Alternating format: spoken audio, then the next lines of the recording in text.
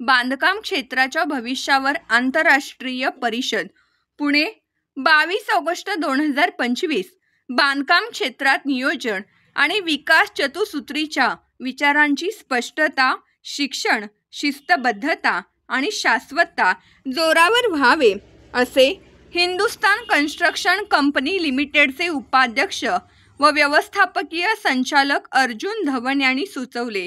निकमार विद्यापीठातर्फे आयोजित construction, real estate, infrastructure and project management या विषयावरील 9व्या आंतरराष्ट्रीय परिषदेच्या उद्घाटन प्रसंगी ते बोलत होते.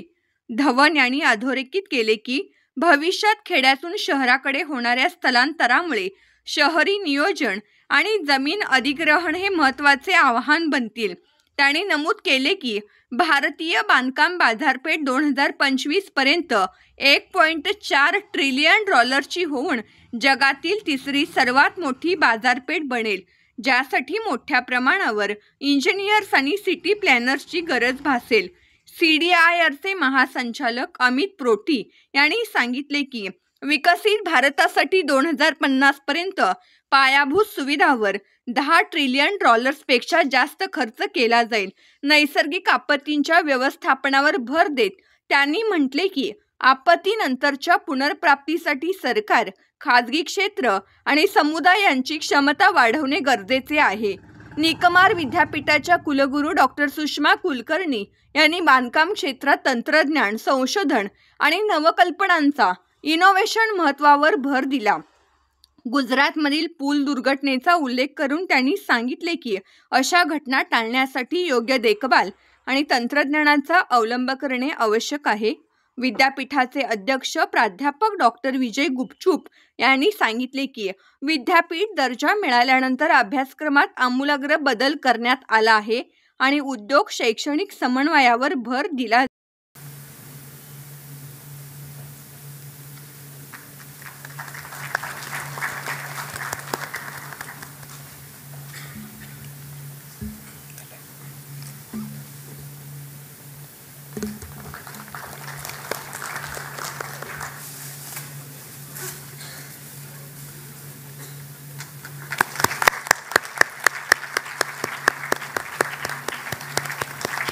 And execution requires institutions that can withstand political transitions, leadership that inspires confidence, and partnerships that balance risk and reward.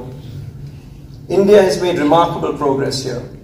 We now have the world's second largest road network and the third largest metro system. And I could go on. Tremendous achievements all within a short time. The successes we boast are the result of strong institutions and exceptional leadership, and our failures are example of exactly the opposite. I cannot emphasize enough the importance of ensuring exceptional leadership at our agencies. Inspired leadership fosters dynamic teams, accurate project forecasting, and most importantly, fairness. Balanced risk sharing between public and private sectors, a key to achieving successful public-private partnerships. Yet the reality is sobering. As I said before, fewer than 10% of large-scale infrastructure projects worldwide meet their original estimate of cost and time. That's a staggering level of underperformance.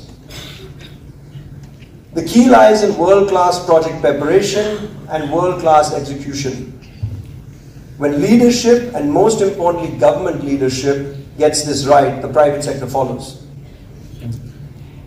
India has seen private investment in infrastructure rise from about 10% of total spend about 2 decades ago to about 22% today.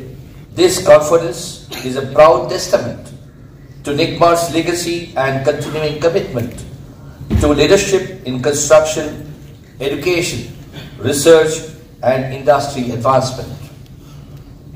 At the heart of ICREEB lies a powerful idea.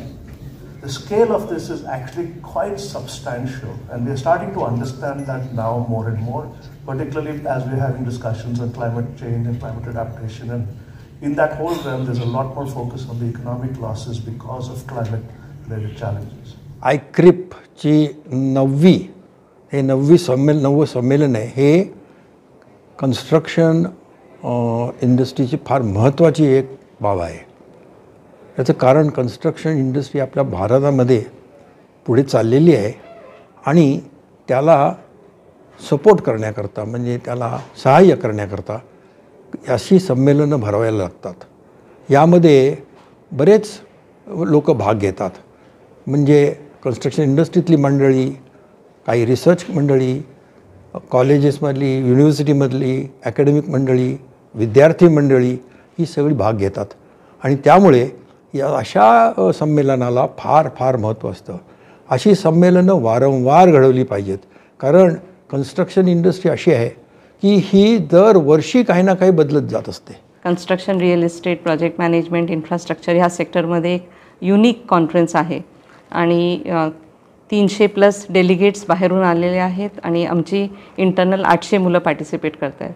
तर आम्ही चांगले expert resource persons या कॉन्फरन्समध्ये बोलवले आहेत. जसं की आज आमचे प्रेसिडेंट गुपचूप सर आले, त्यांनी मुलांना ॲड्रेस केलं.